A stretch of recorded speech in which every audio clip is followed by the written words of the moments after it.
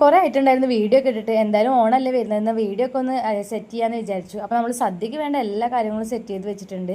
അതിന് വേണ്ട വെജിറ്റബിൾസ് ഒക്കെ വാങ്ങിയിട്ടുണ്ടായിരുന്നു. അപ്പോൾ നമ്മുടെ സദ്യ പോലെ തന്നെ പ്രധാനമാണല്ലോ പൂക്കളം. അപ്പോൾ പൂവൊക്കെ വാങ്ങിച്ചിട്ടുണ്ട്. എന്നാലും നമ്മുടെ ചുറ്റുപാടുള്ള പൂക്കളെ ഭംഗി അതൊന്ന് വേറെ തന്നെയാണല്ലോ. അപ്പോൾ പൂ പറിക്കാൻ പോകുന്ന സമയത്ത് നമ്മളൊരു പൂച്ചക്കുട്ടിയെ കണ്ടിട്ടുണ്ടായിരുന്നു. അടിപൊളിയായിരുന്നു കേട്ടോ. നല്ല കൂട്ടായിട്ടുണ്ടായിരുന്നു.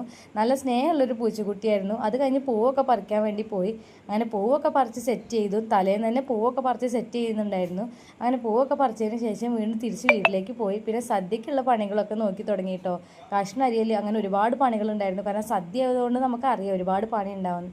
അപ്പോൾ അതൊക്കെ കഴിഞ്ഞതിന് ശേഷം പിന്നെ പൂക്കളൊക്കെ ഒന്ന് സെറ്റ് ചെയ്ത് വെച്ചു. തലേന്ന് തന്നെ എല്ലാം ചെയ്ത് വെച്ചിട്ടുണ്ടായിരുന്നു.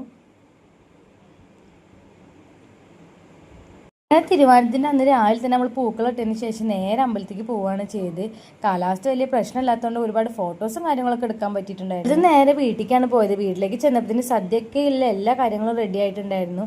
അപ്പോൾ അതിന് ശേഷം ഞങ്ങൾ ടേബിളും കാര്യങ്ങളൊക്കെ സെറ്റ് ചെയ്യായിരുന്നു. എല്ലാവരും വരുമ്പോഴേക്ക് സെറ്റാക്കി വിടാമെന്ന് വിചാരിച്ചിട്ടുണ്ടായിരുന്നു. അപ്പോൾ നമ്മൾ അതിന് വേണ്ടി ടേബിളൊക്കെ അറേഞ്ച് ചെയ്തിട്ടുണ്ടായിരുന്നു. അറേഞ്ച് ചെയ്തതിന് ശേഷം പിന്നെ എല്ലാവരും വിളിച്ചിരുത്തി കേട്ടോ. അപ്പോൾ എല്ലാവരും വന്നപ്പോൾ ഒരുപാട് സന്തോഷമായിട്ടോ. എൻ്റെ ഫ്രണ്ട്സൊക്കെ വന്നിട്ടുണ്ടായിരുന്നു. അപ്പോൾ അവരൊക്കെ ഓരോരുത്തരും സംസാരത്തിലായിരുന്നു. അടിപൊളിയായിരുന്നു. എല്ലാവരും വിളിച്ചിട്ടുണ്ടായിരുന്നു. അപ്പോൾ എല്ലാവരും വന്നത് ഒരുപാട് സന്തോഷമായി. അപ്പോൾ ഫുഡ് കഴിക്കലൊക്കെ കഴിഞ്ഞതിന് ശേഷം പിന്നെ ഫോട്ടോ സെക്ഷൻ ആയിരുന്നു. കുറേ ഫോട്ടോസൊക്കെ എടുത്തിട്ടുണ്ടായിരുന്നു കേട്ടോ. അങ്ങനെ ഫോട്ടോസൊക്കെ എടുത്തതിന് ശേഷം ഏട്ടൻ്റെ ഫ്രണ്ട്സ് വന്നിട്ടുണ്ടായിരുന്നു.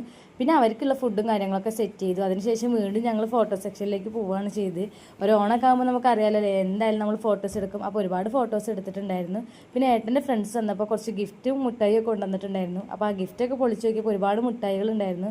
ഒരുപാട് സന്തോഷമായിട്ട് നമ്മൾ ഒരിക്കലും പ്രതീക്ഷിക്കുന്നില്ല. അപ്പോൾ ഇങ്ങനെയൊക്കെ കിട്ടിയപ്പോൾ ഒരുപാട് സന്തോഷമായിട്ടുണ്ടായിരുന്നു.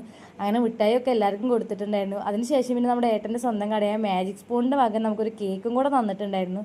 അങ്ങനെ അതും കൂടെ കട്ട് ചെയ്ത് ഞങ്ങളുടെ ഓണം അങ്ങനെ കളറാക്കി. അപ്പോൾ അടുത്തൊരു വീഡിയോ ആയിട്ട് വീണ്ടും കാണാം. അതുവരേക്കും ബൈ ബൈ.